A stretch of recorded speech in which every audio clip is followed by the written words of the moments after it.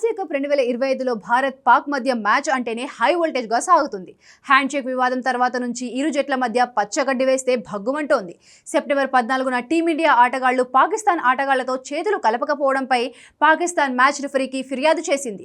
ఆ తర్వాత సెప్టెంబర్ 21న జరిగిన సూపర్ 4 మ్యాచ్లో పాకిస్తాన్ ఆటగాళ్లు హద్దులు మీరి ప్రవర్తించారని ఆరోపణలు వచ్చాయి.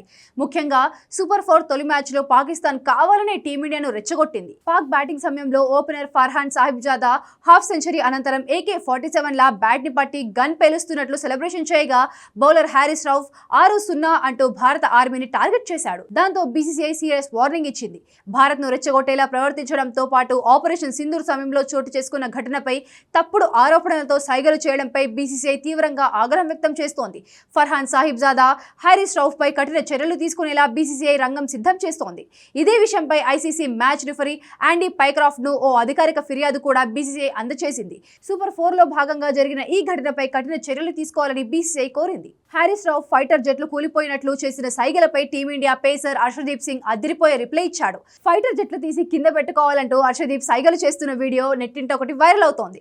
పాక్ ఆటగాళ్లకు బ్యాట్ తోనే సమాధానం చెప్పిన టీమిండియా బ్యాటర్లు ICCకి ఫిర్యాదు చేసి మరింత కఠినంగా శిక్షించాలని కోరుతున్నారు.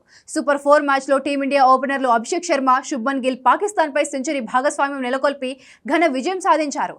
ఆ మ్యాచ్లో అభిషేక్ శర్మ 74 పరుగులతో పాక్ బౌలర్లను చిత్తు చేశాడు. హారిస్ రౌఫ్, షాహీన్ అఫ్రిది మాటల యుద్ధానికి బ్యాట్లతోనే కౌంటర్ ఇచ్చాడు. ఆసియా కప్ 2025లో ఇప్పటి వరకు భారత్, పాక్ జట్లు 2 సార్లు తలపడితే రెండింటిలోనూ టీమిండియానే గెలిచింది. ఈ టోర్నీలో భారత్ ఫైనల్ కి చేరగా పాకిస్తాన్ మరో మ్యాచ్ గెలిస్తే ఫైనల్ బరిలో నిలుస్తుంది. ఒకవేళ భారత్, పాక్ మరోసారి ఫైనల్లో తలపడితే ఈసారి మ్యాచ్ మరింత రసవత్తరంగా మారే అవకాశం ఉంది.